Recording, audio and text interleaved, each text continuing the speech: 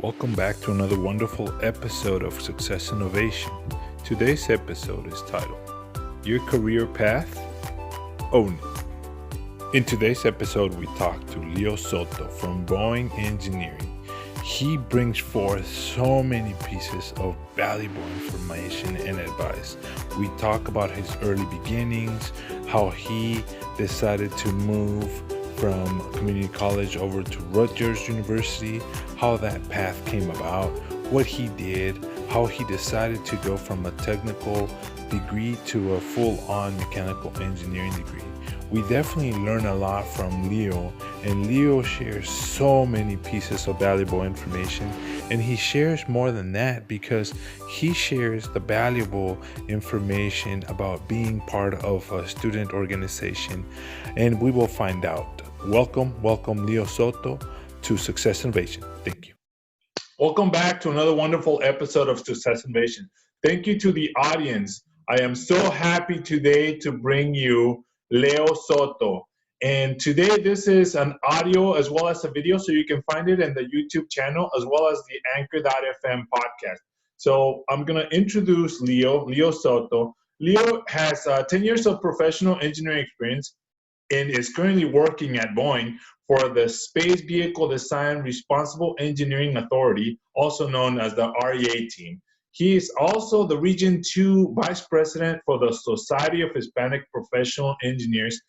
And I want to welcome Leo Soto to Success Innovation. Welcome, Leo. How are you today?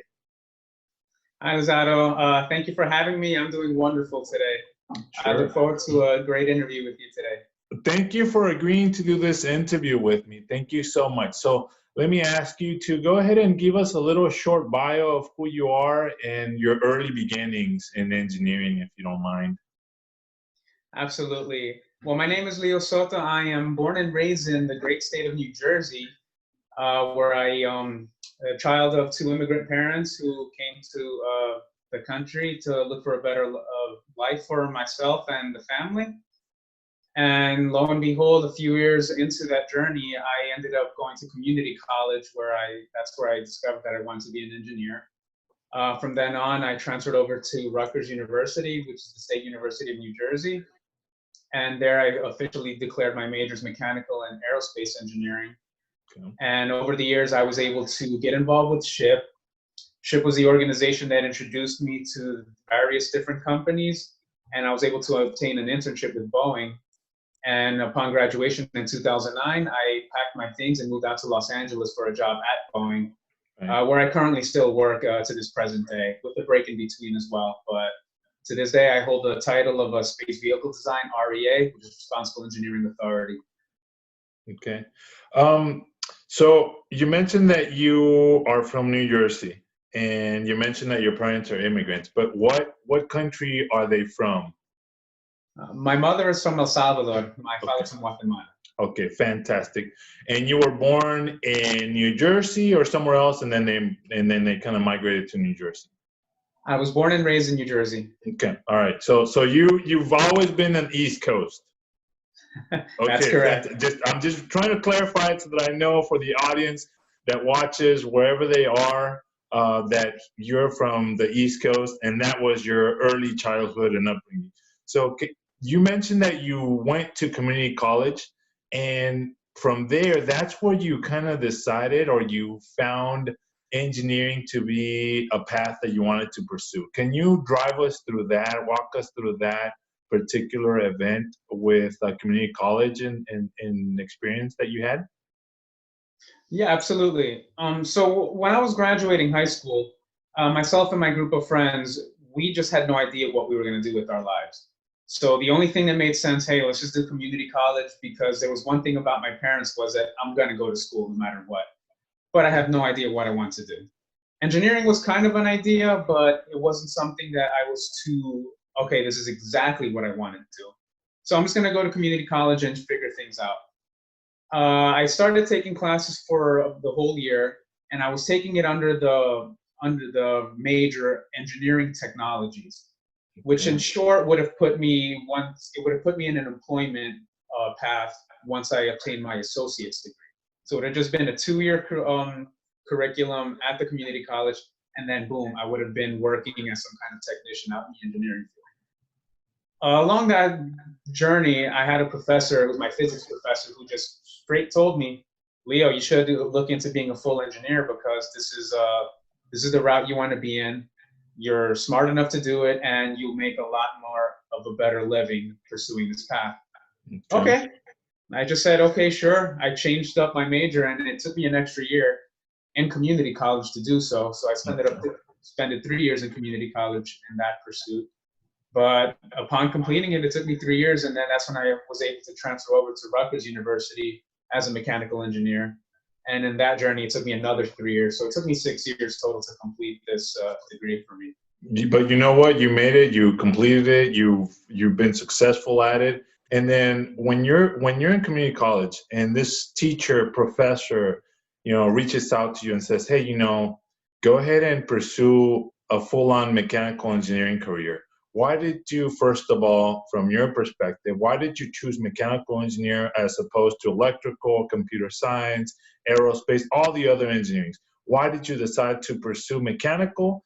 And on top of that, was there any other student organization that you kind of belonged to, and other than what the advice from this professor came from to you?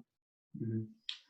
So the reason I chose mechanical engineering was just because I was always into cars. So in my mind, I was going to become a mechanical engineer just to be able to work on cars, to work in the automotive industry, design the next new car that I'll be able to drive, that everybody's going to drive.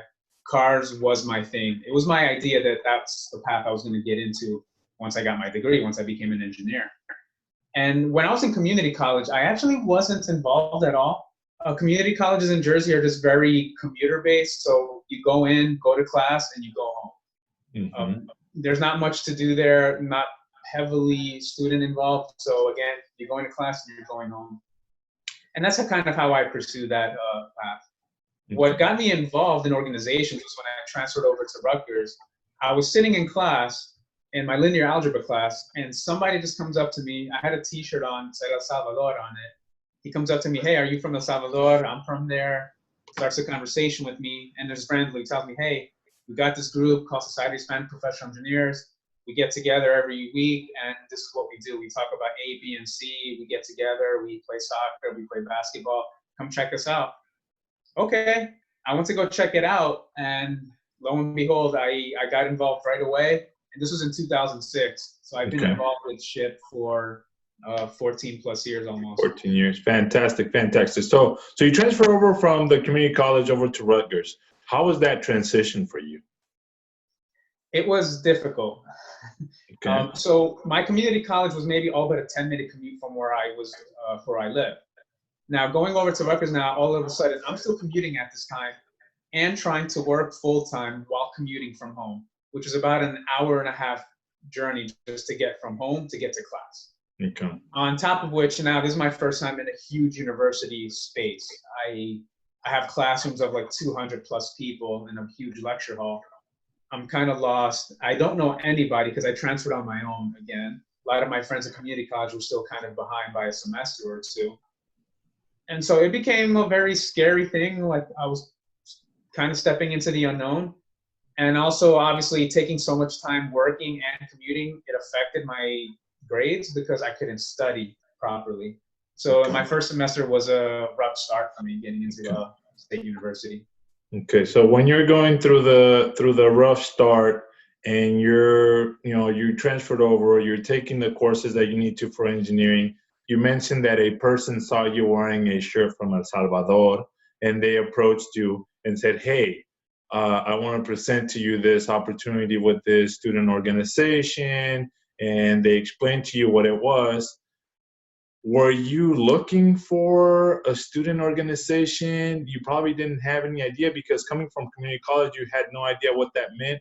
What actually hooked you and interested you off of that conversation to attend the meeting? Because obviously you go and you meet and you see different people, different student organizations, and all of a sudden this one just happens to be presented to you by somebody walking up to you and extending the invitation. What hooked you, and how did you get involved with SHIP after that first meeting?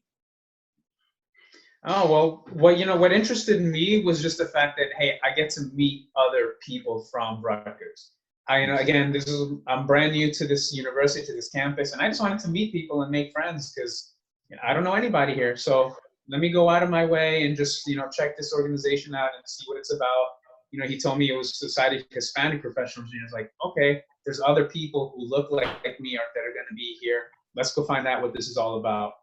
When I got in, I got drawn immediately just by they welcomed me and embraced me as if they'd known me for years, as if I were already family part of that group. Like, hey, how's it going? There was obviously, as a college student, there was free food, so that just enticed me a little more to get there. Right. But then they spoke about the different opportunities. A lot of them were talking about, hey, we got internships through this organization. We learned how to write resumes in this organization. And I've never done any of this. I'm a 21-year-old at this time. I've never wrote a resume. I didn't own a suit. I had no idea how to do an actual structured interview for an engineering career. And they were telling me, hey, we're going to be able to do all this, to teach you how to do all this. There's going to be lots of opportunities to talk to all these different companies. And you know what? That drew me in because it's an organization that they're telling you we're going to help you do A, B, and C, but it's student run. It's a bunch of people who are just doing this because we want to be able to give back. So that just drew me in right away. It was a bit of the seeing the potential of how much I can grow, along with the social element of it, because now I'm hanging out with a bunch of people who are just embracing me as friends, and they became good friends of mine right away. So once you start getting to know people, you're networking with them, and you start seeing them in other classes, and you start hanging out with them. You start forming the study groups with those individuals that are part of that organization. Then you start attending the outreach events that they probably organize.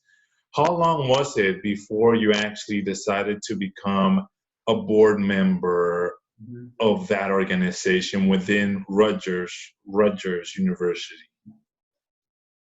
So when I got involved and went to that first meeting, I just became an active member. I was helping out in any which way capacity I could, whether it was attending some meetings, joining a part of a committee.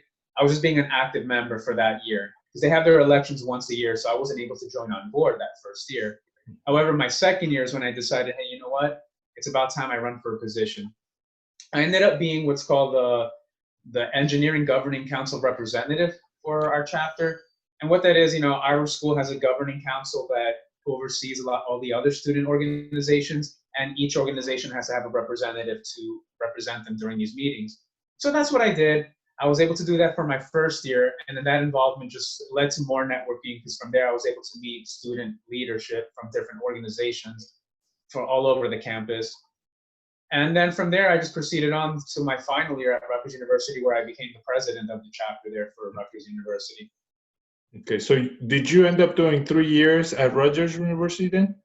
You did? Yes, I did. 3 years in community college, 3 years at Rutgers. Okay, fantastic. So when you're going through the the course curriculum at Rutgers, at what point did you say, okay, I got to start looking for an internship? Now that you have the student organization presented this to you, and you're saying, okay, I got to start following and doing an internship to go ahead and get job experience. How did that go for you, and at what point did you start? Second year, third year? I started kind of almost right that pursuit of that internship. I started it once I joined the SHIP chapter in my first year at Rutgers University, which is my fourth year of school, around estimatedly. I began again, these workshops week by week were going on with SHIP, and then it was always some kind of professional or leadership development topic they were talking about, whether it was career fair etiquette, resume writing, preparation for the SHIP conference, different topics like that. So I began my pursuit of looking for an internship at that moment. Okay. My first year went by, and I wasn't successful in obtaining an internship after my first year at Rutgers University. There was two factors in that. Again, I was brand new in terms of the internship search, but also, again, I struggled in my first semester at Rutgers, so my GPA took a heavy hit. So I was unable to really put up together a well enough resume that, that made recruiters want to go, hey, we want to bring you on board. My second year at Rutgers, again, I became more involved, and as a board officer on part of SHIP, I was able to expand my leadership capabilities. And then also I was able to get my grades together after knowing the do's and don'ts and all the lessons learned. Hey, I have to do certain things differently. And then that second year at Rutgers University, we attended the SHIP conference. This year it was at Philadelphia. And I was able to land an interview with Boeing at that conference. And boom, I got the offer at that convention. So that was my first internship at Boeing. So was that your first national conference for SHIP? And for the audience, SHIP, Society of Hispanic Professional Engineers, has a national conference, an annual conference, where that's extended invitation to all chapters, all members to attend, to participate in different workshops, and they also have a job here. Now there's the NILA, which is the leadership one, that shows you how to do leadership conferences, and there's workshops for leaders. And then there's the regional one, which is mainly targeting the small regions, region 1, 2, 3, all the way to 7 at this point. And all those chapters will get together in a more regional format. But that doesn't mean that anybody from the outside can also go if you want to attend. But for the national one, it's you're extending an invitation for a national attendance. Now, the question to Leo is, was that your first attendance to a conference, to a national conference on your second year as a board member, or did you go the first year? Okay, so that was my first conference nationally. I did attend a regional one the year before, but that was my first time getting exposed to the national conference. So I've been to conferences before. I knew how to work it. This one was just a larger scale. When you got to the first one, and I want you to go back to that first conference moment, when you're all excited, you're 100% adrenaline pumping, you got your suit, your tie on, because you're a professional. You're trying, you're shooting for being dressed to impress type of scenario, right? And you're going there. What's rushing through your mind when you walk in and you see an ocean of Latino individuals in one locale? Oh man, that first experience, it's so very surprising. You're kind of overwhelmed and you're happy at the same time, along with being nervous. Okay. You're overwhelmed because I never knew that there was so many thousands of Latino engineers just out there or studying to become one.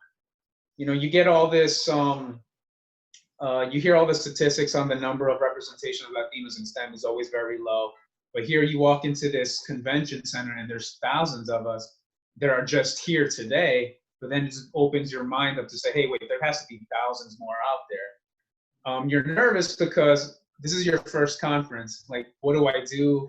How do I present myself? How do I talk? This is my first time in this, being exposed to something like this.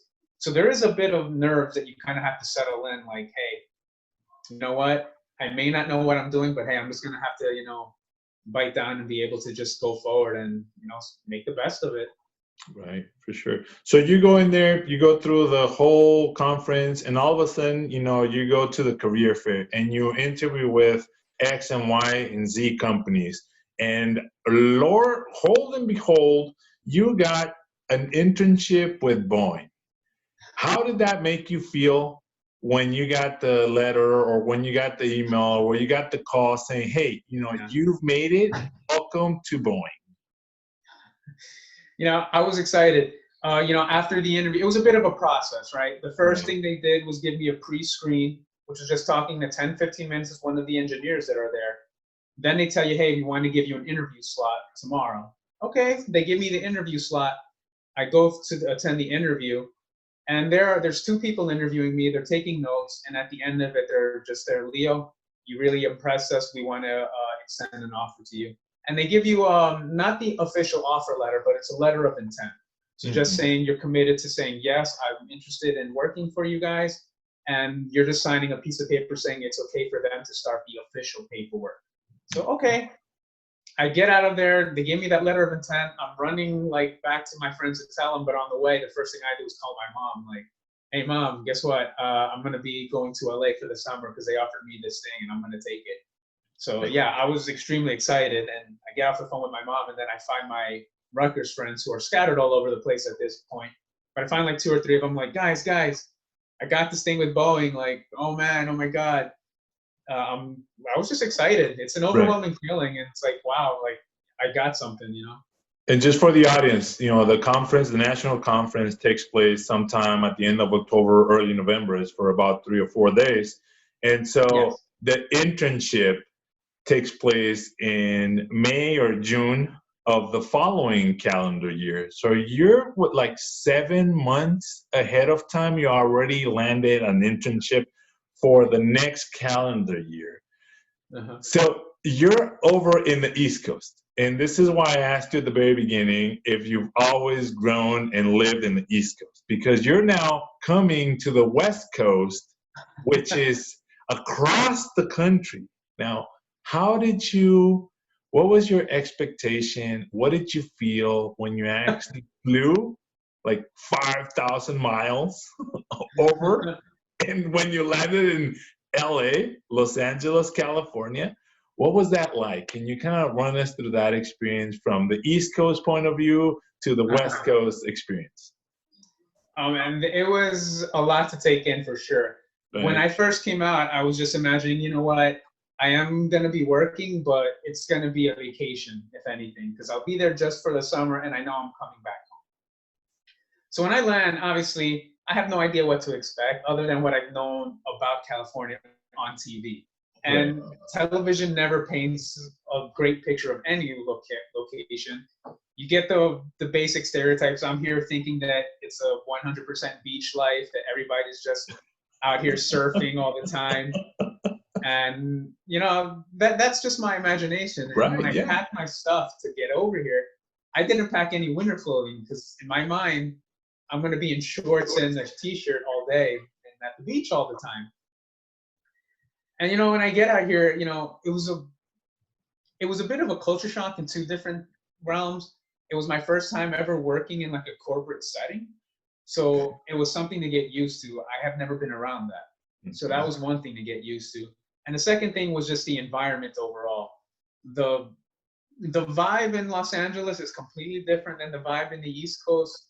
And just the environment overall and the diversity is also very different from East Coast to West Coast. One thing people don't realize, like, although yes, I did grow up in a very minority community, but the two different kinds of, like, we say Latinos are vastly different from East Coast to West Coast, from one nationality to the other.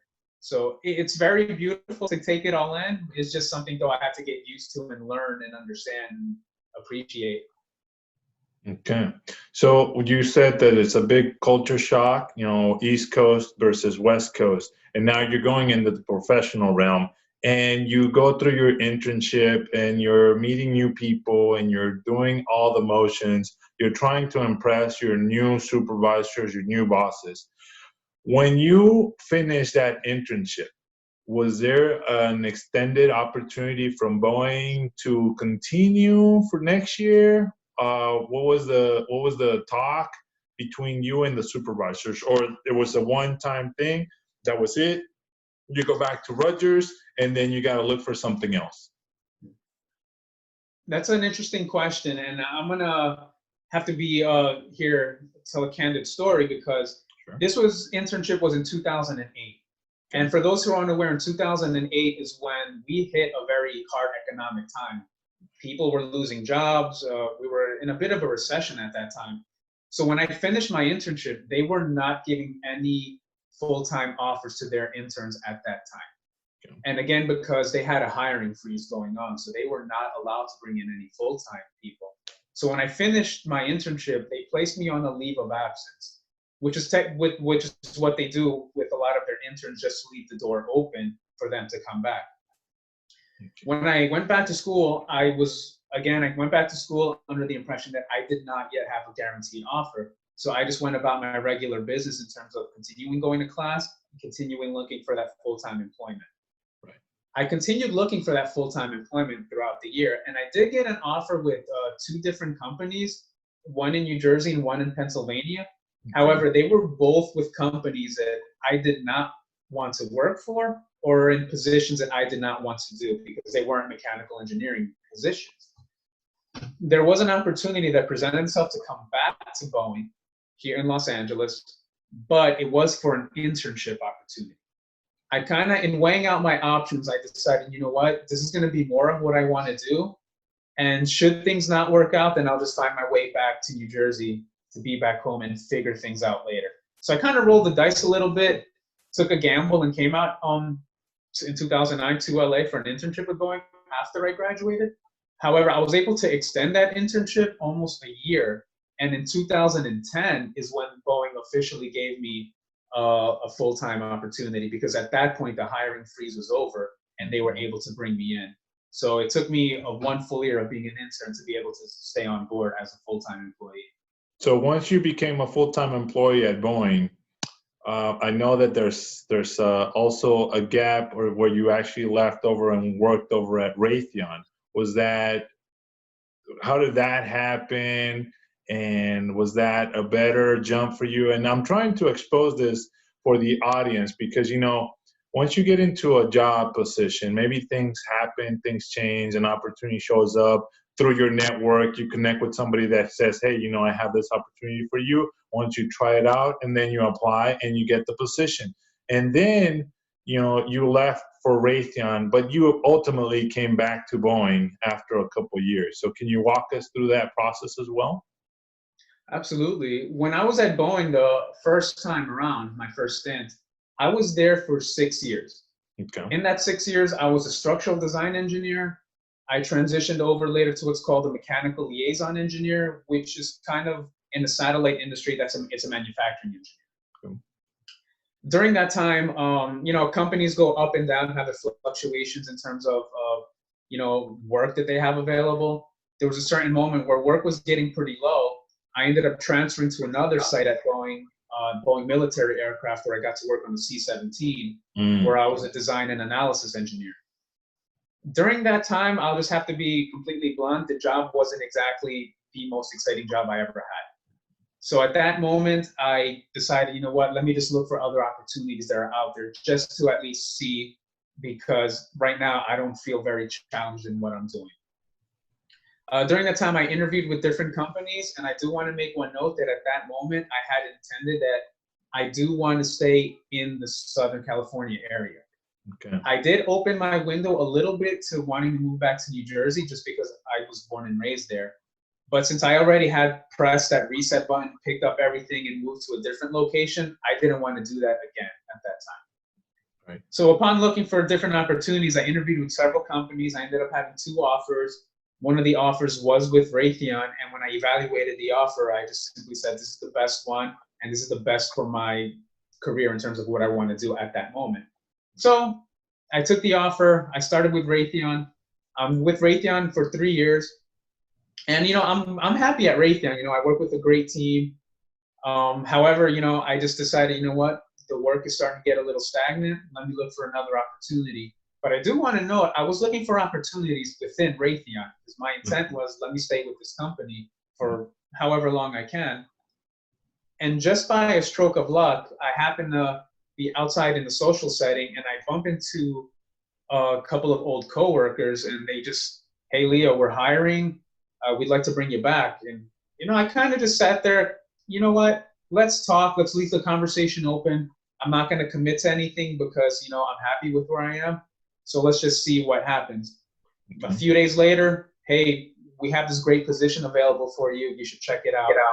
So I checked it out, applied for it, did the whole interview process. And after the whole thing, they extended an offer for me. And when I looked at the whole thing in terms of, hey, what's the opportunity here? What is it that I want to be doing? It was just, I couldn't say no to it. It was the right move at the right time. So, hey, lo and behold, I came back to Boeing, and I've been back at Boeing now just about 1.5 years now. So congratulations. And I wanted to bring that story afloat because I want to have the audience hear it and understand that, hey, moving around is not bad. Doing things that are good for you as an individual, however they fall out, they pan out. But you also have to be considerate of whatever the outcome is, you're going to have to live with it. So whatever you decide to do is going to be your responsibility. Another thing that you pointed that I think is very, very key. You're coming from the East Coast and you're living here, you're working here for 6 or 7 years now, at that point in time when this happened, and you made the conscious decision to say, I do not necessarily want to go back or leave the Southern California area. And I want the audience who's listening, you have to make that conscious decision of whether you want to live somewhere else, if you're willing to move. You have to consider your current situation. If you have family, if family is very important to you and this is where you want to live, or if the weather is something that you want to consider, or whatever the position is that you're going to, whether the home base location is going to be permanent, or if you're going to be traveling as part of your job, then you have to take that into consideration. It's not just something as easy as to pick up and leave. And also, if you find yourself applying and applying and applying and applying at the same general location and you don't find any jobs, then open yourself up to possibly moving to other locations where maybe your skills are better suited for and you might find better opportunities. So congratulations on that, Leo. So you've been with the REA group. What exactly is the REA group and what do you do there? All right. So in the satellite world, the satellite is composed of various different subsystems. The subsystem that I get to work on is a structure subsystem. What that is you just think about the inner framework of a car. You strip away the exterior and you see all the metal frames inside that hold that car together. That's the equivalent of what I do on a satellite. So in short, that's what my group does. The REA is a responsible engineering authority, which is just the technical lead of the structure subsystem. There's different REAs for different subsystems. I happen to be the lead for the structure subsystem. When I got hired on, that was my job. So again, that's exactly what I was doing. As I continued at Boeing, I got transitioned over to what's called an IPT lead, which is the satellite terminology for a project manager. That's what I'm doing now. I'm a project manager, but again, on the structured subsystem. And this position, you can imagine, is exactly what it sounds like. As a project manager, you're taking care of schedule, cost, financial needs. You're making sure that this product is being made at the most economic value, because in the satellite industry, things can run up a bill very easily. So you want to be able to make sure that, hey, we follow all our dollar signs and we're meeting our schedule, because we all know time is money, and that couldn't be more true in the satellite industry. Okay, fantastic. So does that mean that most of the contracts are part of the DoD? Are you most involved in NASA, or is it the private sector that's paying for this type of satellite work that you're doing? And I don't want you to go into any details. I just want to kind of get the audience to understand where the funding is coming from, because you mentioned the dollar racking. Yeah, so great question. The money actually comes from two sides. We have projects for the government and we have projects in the commercial industry as well. So it comes from both sides. Okay. And with that being said, now that you're a project manager, you're not necessarily doing the design work all the time or the technical portion, but you're overseeing some of that, and you're also looking at cost and asset allocation and whatnot. So you're kind of managing the entire project.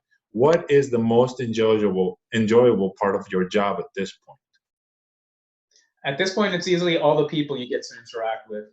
When you're overseeing that subsystem, you have to engage with people, your entire team on that subsystem, and with the other leads from the other subsystems, and then also reporting it up.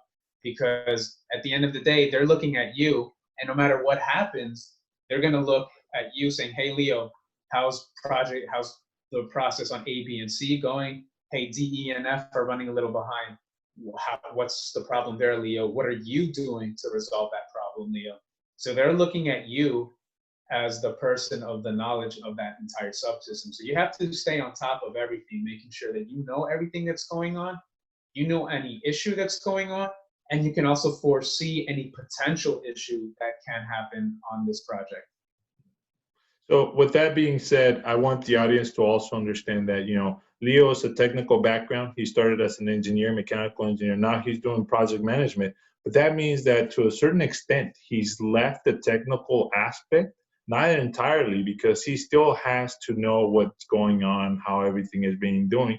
But he also has to be more on top of his presentation skills, the analytical, the logistical, and all of that.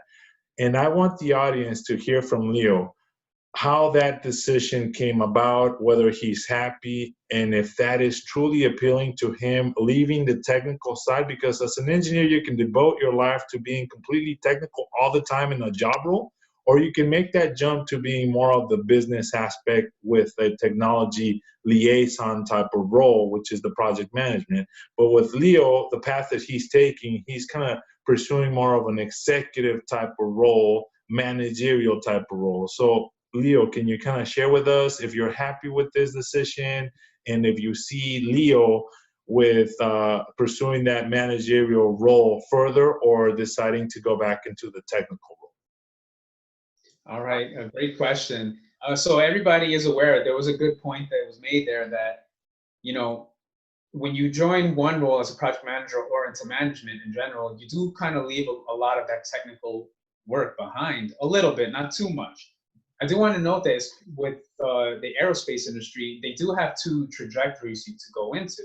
One is you can follow a purely technical role in your career, or you want to pursue the managerial route.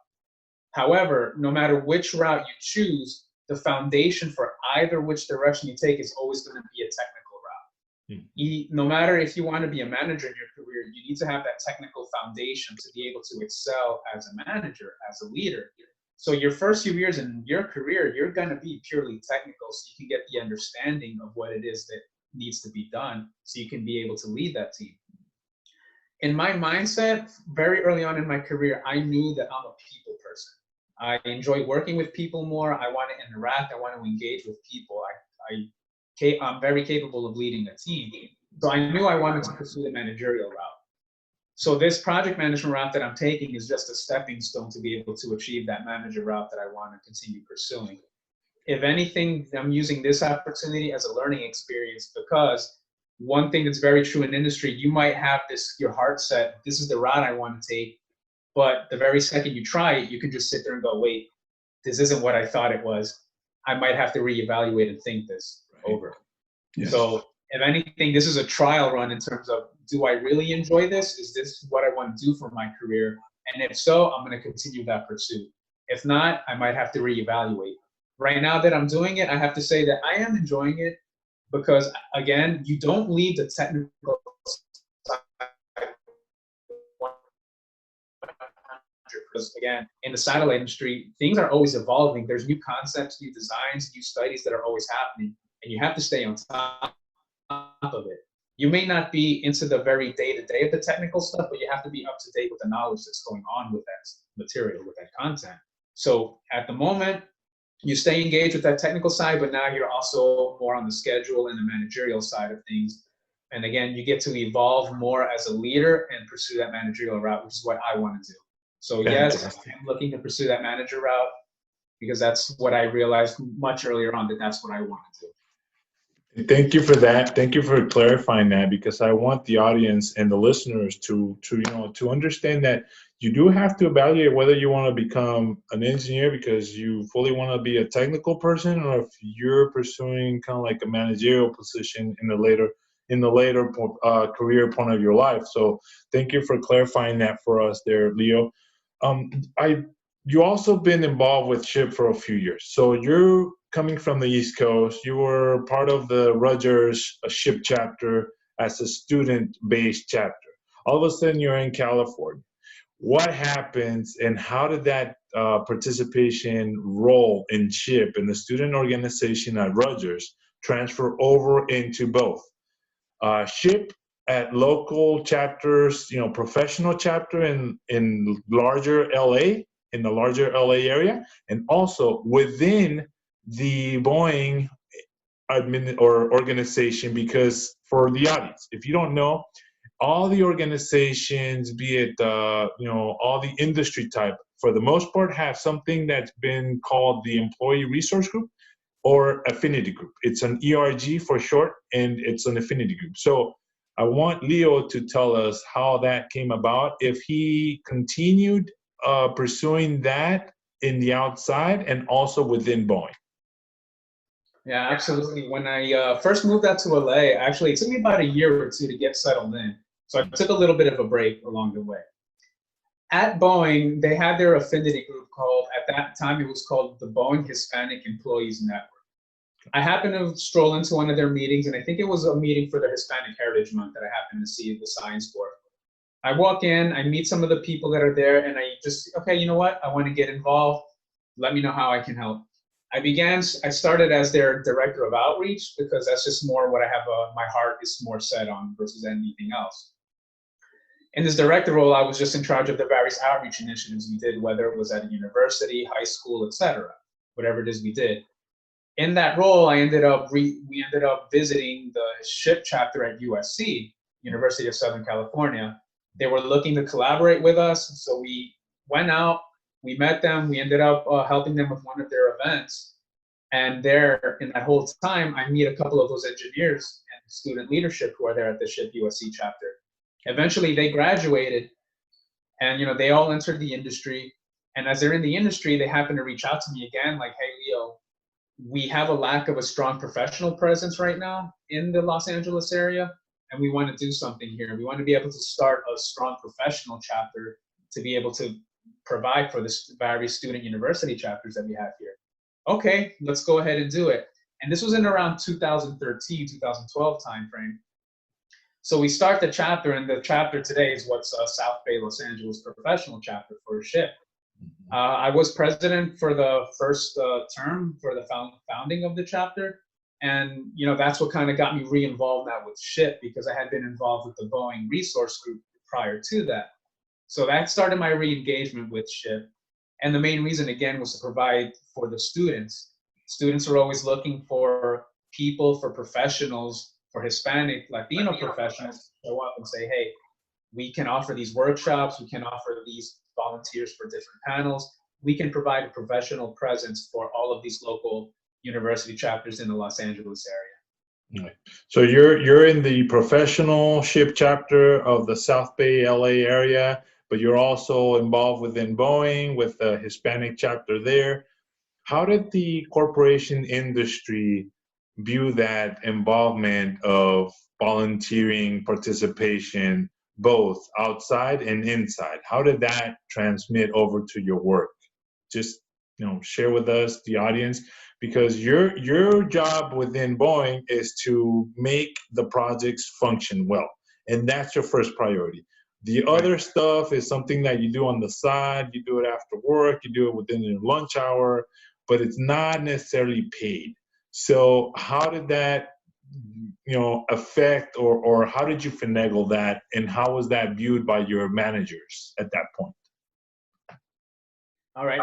One thing about these companies is that there's a reason they have these organizations, these affinity groups. These affinity groups enable them to reach out to different demographics and to different outside organizations. So for instance, Boeing is a very involved organization with various other technical groups, especially SHIP, SWE, NSBE, a lot of these other exterior organizations, and they need involvement of their own employee base to be able to reach out to these other organizations. So they look at this as a prime opportunity for themselves to have their own employees willfully wanting to engage with these other organizations, because it helps them and helps recruit talent to the company as well. They shine a light on these type of organizations. They love that their employees are heavily involved because it helps them look for talent. It gives them an extended leverage for their talent acquisition teams to just say, hey, we want to go to this school and this school. What leverage do we have in terms of being able to expand our reach to recruit the best talent? Oh, we're going to reach out to this organization. We're going to reach out to that organization.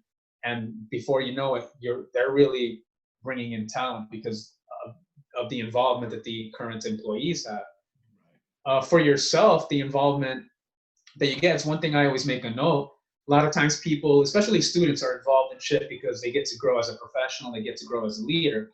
But as professionals, we forget that, hey, just because we got our career, we're an entry level, we also need leadership and professional development along the way. And I think a lot of times we forget that. And as a professional, you need that. So staying involved in an organization like SHIP, you get a lot of that exposure to that leadership and professional development. And one of the key things I'll always say is also the network.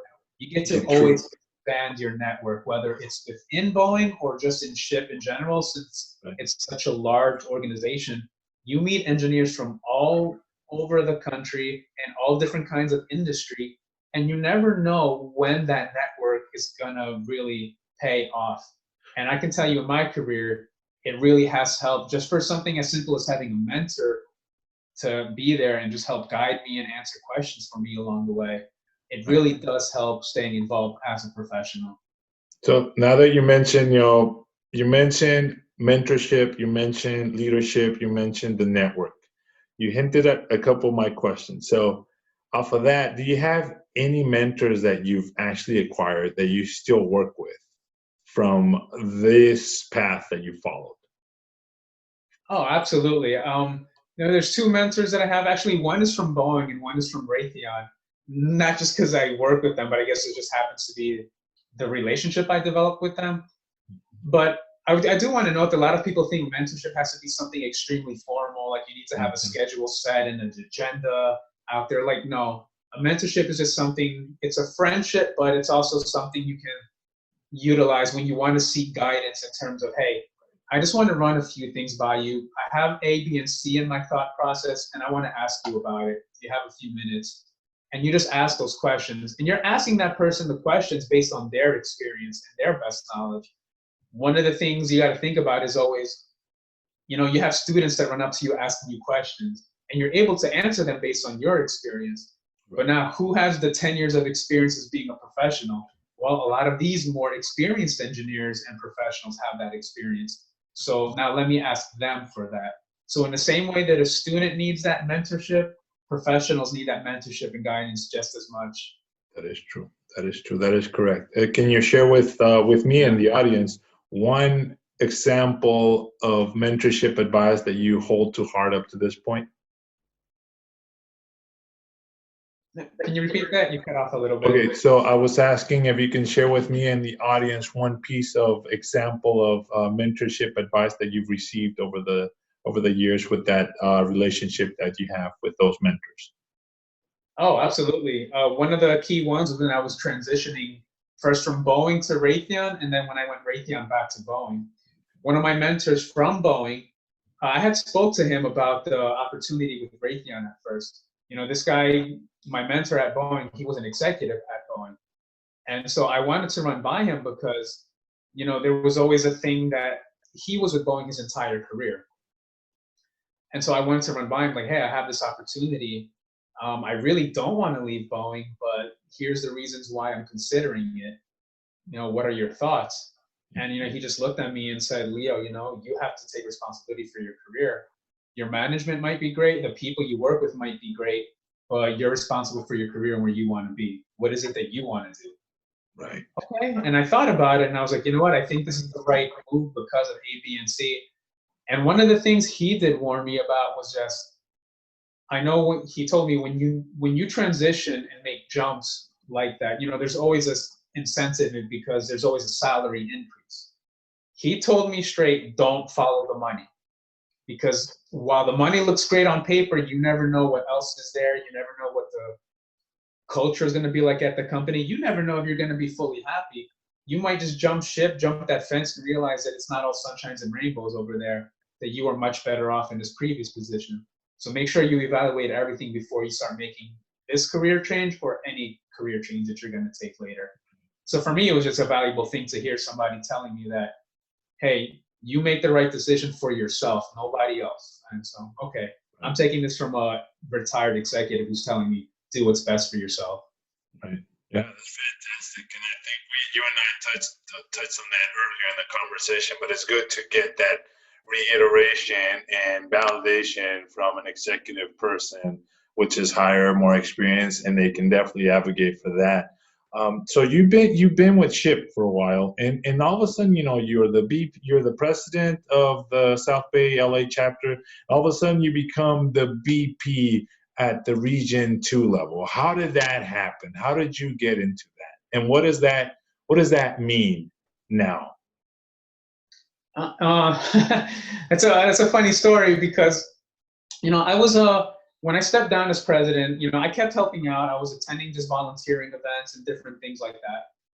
And then one of the things, now there's a lot more active professional chapters within SHIP, and they've kind of they asked me to Leo, we want you to step up and take this role. What is this role as regional vice president? As regional vice president, you're helping oversee the chapters in your respective region. In this case, it's Southern California, Arizona, and Las Vegas. So it's not just Los Angeles anymore. It's not just Los Angeles. Not You're just looking all at Southern California. right, correct. Yeah. So Southern California for Region 2, it's defined as up to Santa Barbara, Ventura, all the way down to San Diego, and then Arizona and Las Vegas. And this is all our professional and student chapters. Right.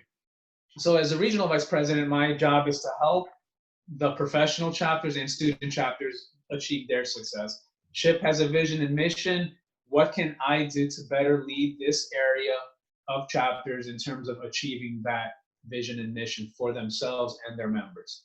So when I stepped into that role, my idea was to be able to fulfill that role in terms of the help and execution that they need to be able to be successful.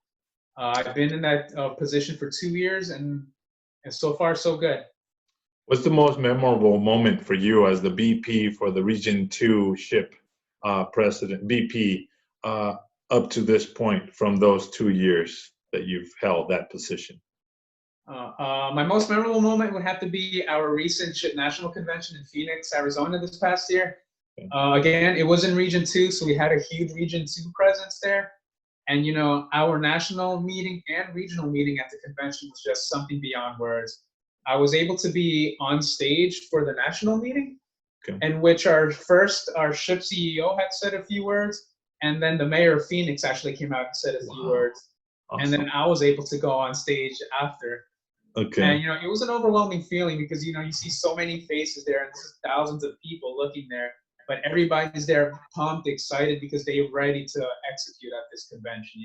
They want to go to these workshops. They want to go talk to these companies.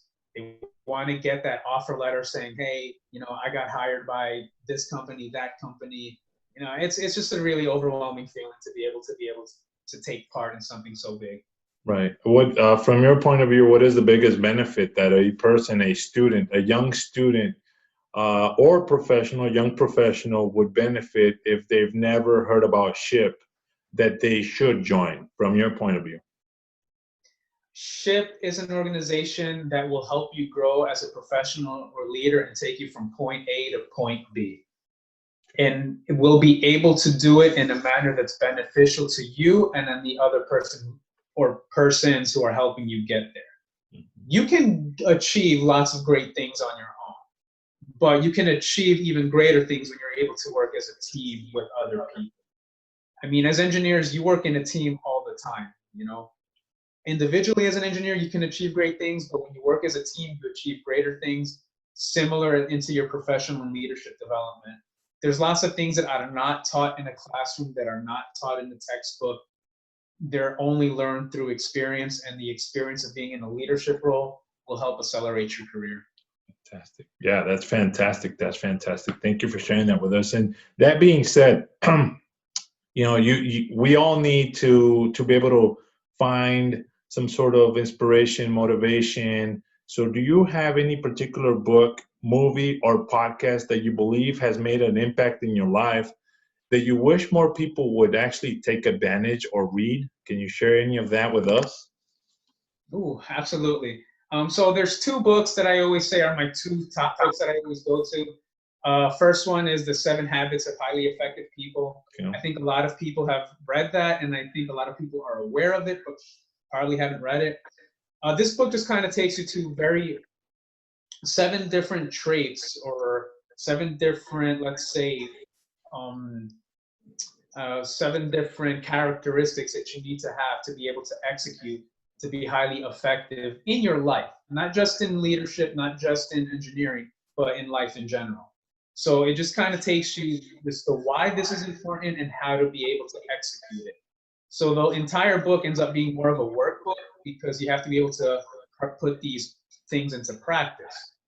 Overall, I think it just helps you be more efficient with your time, and it kind of gives you structure in terms of where is it that I want to go, because you were able to define that yourself through the exercises in this book. Right. Another book that I like is by Dale Carnegie. It's How to Win Friends and Influence People. Yeah. It's a book, simply put, how to effectively communicate with others. Communication is one of the most important tools you're going to have in your life. Effectively communicating with people will help you in your personal life, in your professional life, communicate well with others. And this kind of goes almost step by step in terms of giving you little advice and through experience in terms of how to do something and why this something will be able to help you to communicate effectively with others. Right. And both of these books are not hard reads. They're fairly short and simple. And I mean, I'm a slow reader and I've read both of them. It took me a while to get through both of them, but if I can do it, a lot of people can definitely do it a lot faster than I can. But they're simple. They don't use high vocabulary. They use simple but effective ideas. And I urge the audience, as Leo has mentioned, go ahead and take a look at them. You can find them in the local library, or if not, you can find in Barnes and Nobles or Amazon or wherever, and get a copy of those books, and definitely make sure that you put some of those skills into use, and give it a month and you'll see some change in your life and your habits, and that'll make your life a little bit easier.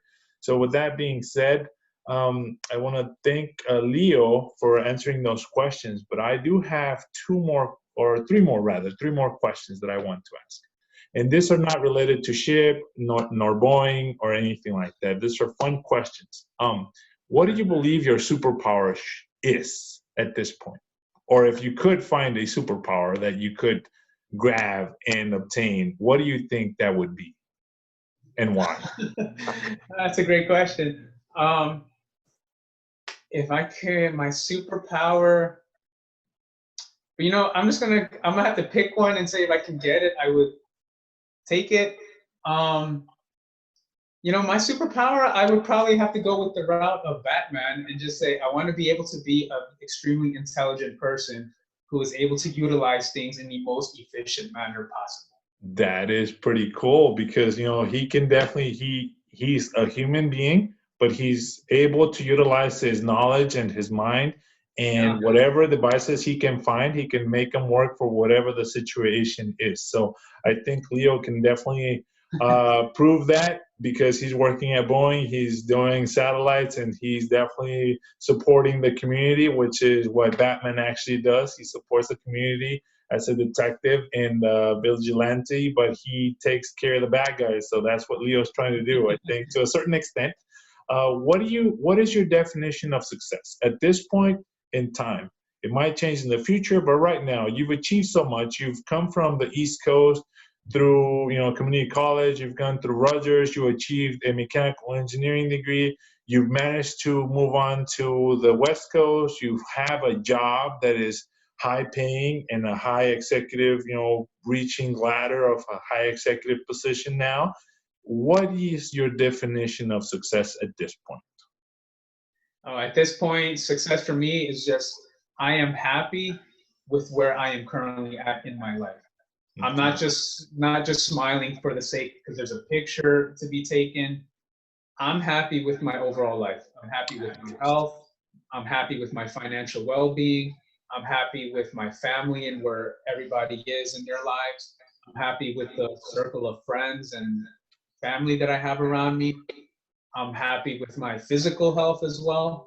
There you go. Everything seems to be just overall, I'm very positive and feel great about everything in my life.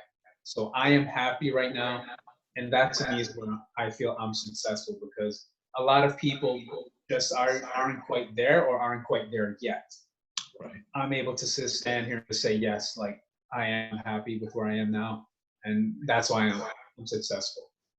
Fantastic. Thank you for sharing that definition of success with me and the audience. Definitely appreciate it. One last question. This one's really fun for me.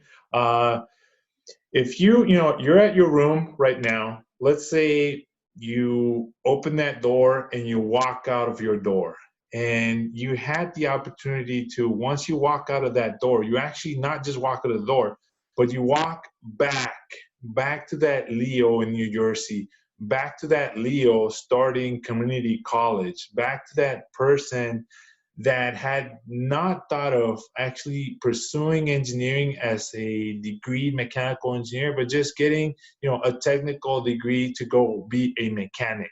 What would you share with that young fellow at 18 or 19 years old?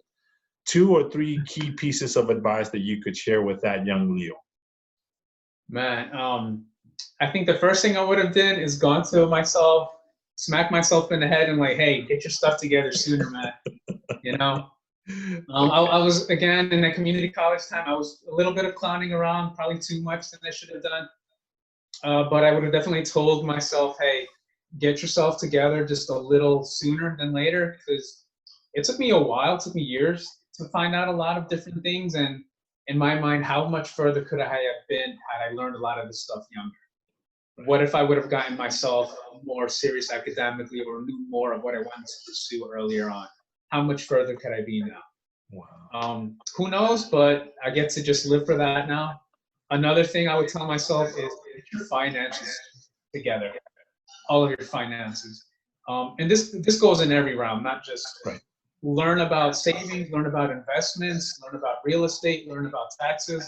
Do the whole thing, because again, they don't teach you this in school anymore or at all. Mm-hmm. You're gonna have to learn a lot of these financial things at some point. It's better to learn them sooner than later, so you can just accumulate wealth much younger. So you definitely finance would be another thing. And the final thing is, I would tell myself, hey, start traveling. Travel now rather than later. Right. I didn't get to start traveling until I was a professional, because by then I had the financial means to do it. Right. But hey, if you're a student, even if you're able to travel only to Washington, D.C. for a conference, just go ahead and do it. Right. Traveling changes your life in every which way, shape, or form. So I would just tell myself, start traveling now, start saving so you can travel. And just traveling does change your perspective of what you see the world being. If you've only lived in an area for a short period of time and you've never really expanded or gone out of that area, you're only limited to be focused as to that point of view. But if you travel outside, you see different things where people live, think a little differently. You might see even a transit, like the metropolitan buses or the metros or whatever, it's totally different, and you see different people utilizing it. So that's something that you can definitely take advantage of. Travel if you haven't done so. Go outside of your neighborhood if you can't afford going outside of the city, but go to another area in your city and figure out what people are doing, and then venture to another county, which is maybe a ride away, an hour or so away from your local area, and see how people think in that general area. Thank you so much for that advice, Leo. And with that, thank you so much. Thank you for making the time, Leo. Thank you for the interview. To our audience, once again, this has been an episode of Success Innovation. Leo Soto from Boeing. He's the VP for the Region 2 ship. And I thank everybody for listening, for tuning in, for watching. Once again, Lázaro Herrera. See you next time. Bye-bye. Thank you, Lázaro. Well, if you're listening to this, you've made it to the end of the episode. With Leo Soto, we dove so deep and we learned so much about him and about what it takes to actually be successful. We learned about the conference, what it actually does, and how to prepare for it, and how you can definitely get so much value off of being in a student organization such as SHIP, Society of Hispanic Professional Engineers. We also learn and understand what it is to be in an ERG, Employee Resource Group, or an affiliate group within your corporation. We encourage you to continue your path, and once you graduate and get your degree and get a full-time position, don't forget to come back and to support others, because when you look back and when you help others, you grow that diversity. Thank you. This has been Lázaro from Success Innovation. We'll see you next time. Bye-bye.